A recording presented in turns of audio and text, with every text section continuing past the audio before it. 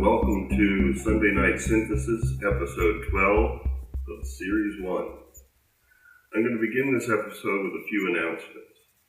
Many of you may be aware already that I had website troubles beginning like 2 weeks ago, and I basically had to build the lwmmusic.com website over again, really.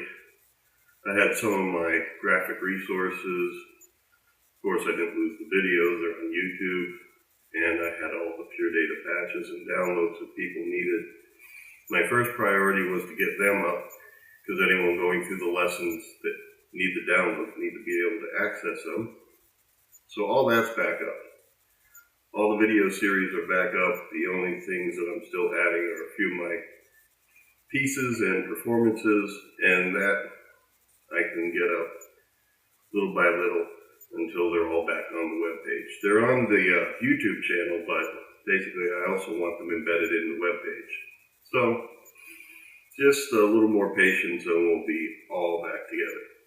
But anytime there's a setback like this, I like to turn it into an opportunity, and basically the new website template and design is much better than before. And so I think now, users will be able to look at things better and find things more easily. And at the same time, I've expanded it for the future. Basically, all these series that I'm doing, Sunday Night Synthesis, this one, Learning Synthesis with Pure Data, I'm basically dividing them up into like 12 episode series. So this is the 12th episode of this first series of Sunday Night Synthesis. We're going to be going over the Electro Harmonix 8-step program in my synth module setup, because I haven't really focused on that yet. And then there'll be a second series of Sunday Night Synthesis, but that will be a little bit later. I'm going to be switching back to Learning Synthesis with Pure Data, Series 2, for a few weeks, because I am releasing a new package of Pure Data modules called LWM Rack. It's basically like for people like me that don't have a lot of economic wherewithal to buy all these beautiful Eurorack modules and stuff like that to put together into a nice skiff and all that. I basically wanted to see if I could make some things in Pure Data that had the flexibility of the Eurorack, where you could drop in modules here, there, connect them one to another, and then save all this so that you can save this combination of modules, another combination, all their parameters and everything, and put them together rather easily. And I think I've accomplished this with LWM Rack. I've made a lot of modules so far. So I'm going to be releasing them and beta testing them basically through the Learning Synthesis with Pure Data Series 2. And so that way you'll be able to download some of the modules, try them out, work with them and everything. And it's all free, so you can't beat that. It doesn't hurt anything. So anyway, let's get back to this episode here, and we're going to take a look at the Electro Harmonix 8-step program step sequencer. Okay, so here we are. I've got the 8-step program right here. It's, as you can see, a slider-based step sequencer where you move these sliders up and below like a 0 point, and that gives you relative pitch changes and so forth. But since it's CV, you can feed it into anything you want, although the common use for this is to change pitches or cutoff frequency for your filter, and I'll be demonstrating both of those. You can also control amplitude with it, but since it would just be rising and falling levels, I don't know, maybe you could experiment with it and have some fun with it. It does have a tempo indicator right here. Tap tempo, 1, 2, 3, 4. It's got your rhythmic subdivision here. I think right now I have it on, let me look in there. Looks like quarter note and so forth. Here is like a mode switch for if you have the foot controller. you can say what that foot controller will do, or if it receives other control messages from other devices intended for it, you know, it says what will happen when that information is received. And then the play and stop button here. There is, I guess, bypass in the middle there, so you can, I don't know, quickly turn it on or off. Because when you press a stop, it'll stop on whatever position it's on, and you'll still be getting that information. So anyway, I have it laying in here. Before I got my Mother 32, this was my sequencer for use with, let me just get this cable somewhere where it's out of the way.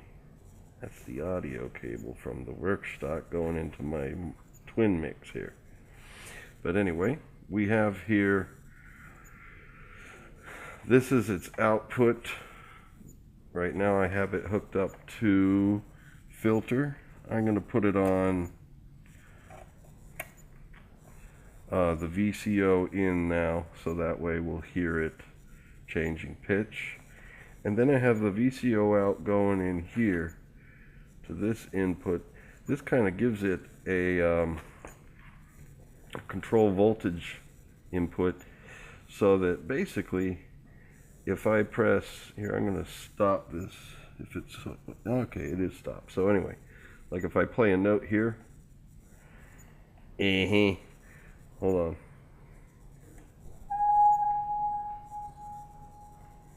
Got to find out what octave I'm in.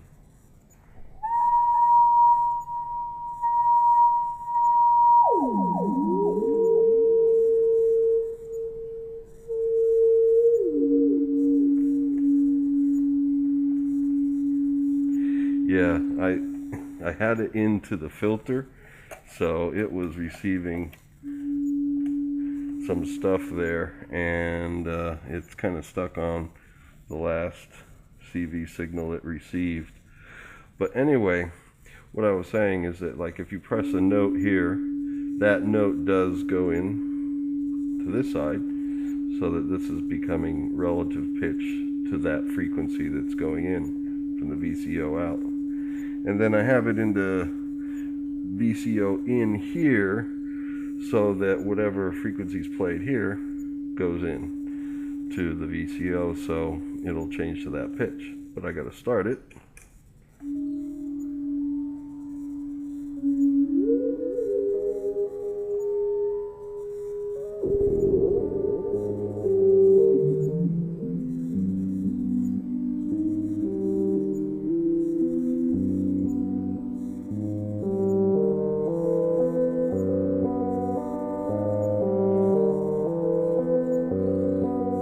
So there you hear it changing relative pitch. You can move these around a little bit.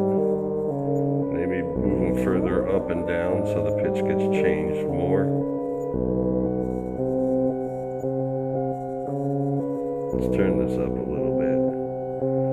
Seems to be low and level there.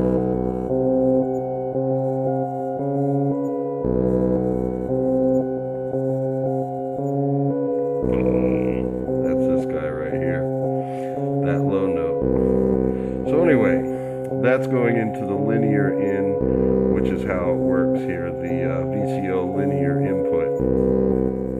So now what I'm going to do is put it into the filters in. So now we'll hear it move cutoff. You can still adjust the cutoff.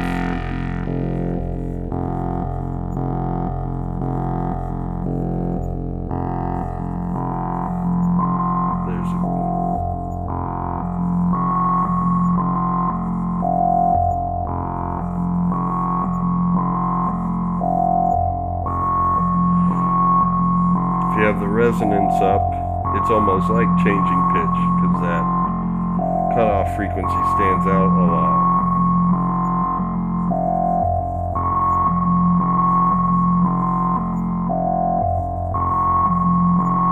So let me hold down the sustain here.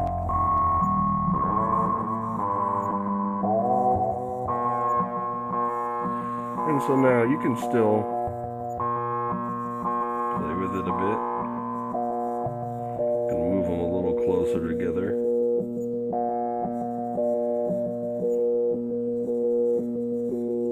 In frequency. And then you even have a tempo slider here, although this thing I find that you move it a little bit, it seems to change the tempo a lot. So you gotta be careful with it. Let's speed it up a little. You see, I hardly moved it and it's like a lot faster now.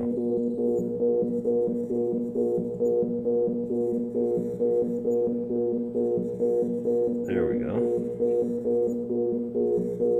Now the resonance is all the way up, but I'm going to move the cutoff frequency up a little bit more. This is kind of like judging as like a cutoff frequency area for it to, the 8-step program to dance around. And so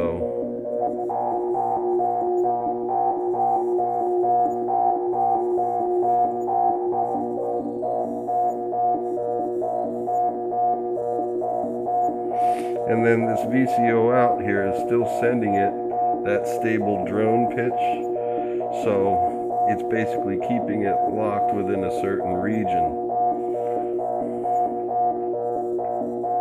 Anyway, I'm going to stop it. So as you see, you have many possibilities with it. You could throw it into all sorts of things. You can even hook it up to the pedals over there and control the Moger-Fogers. But anyway, just to play around a little bit, I'm going to play the sequence I have on my Mother 32 here. And then I'm going to keep this on the filter here. But I'm going to try to tap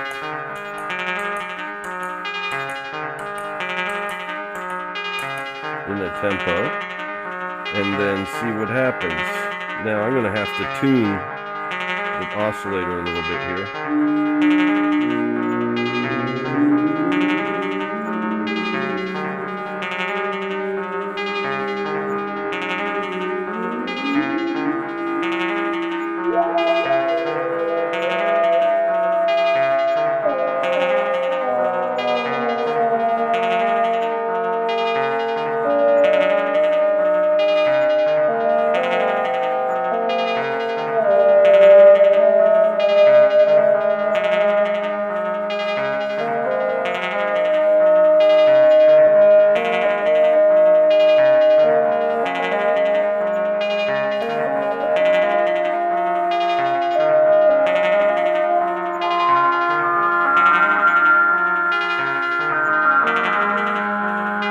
Turn this on.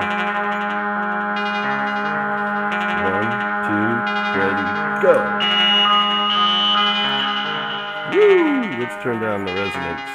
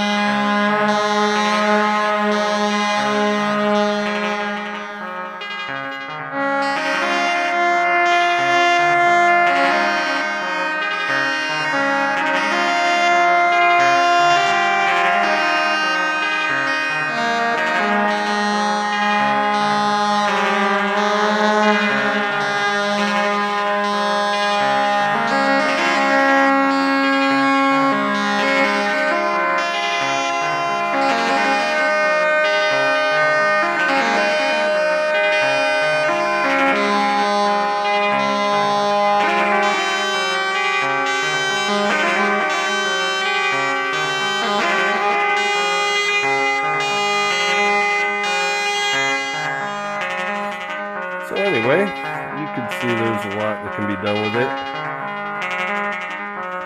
and stuff. And so I have it there to just kind of like put in some sort of patterns in on like filters, sometimes on the pedals a little bit, and change like the LFO rate on the cluster flux and stuff. So it's a nice little unit if you just need to have some sort of pattern machine to trigger some things. But in any case, pretty soon we're going to be seeing the new series of learning synthesis with pure data, and we'll be doing a lot of this stuff with like virtual modules in the computer, and it's all free. So anyway, that's it for this week. I hope you've enjoyed it, learned a little bit, at least got a little Sunday nighting going on.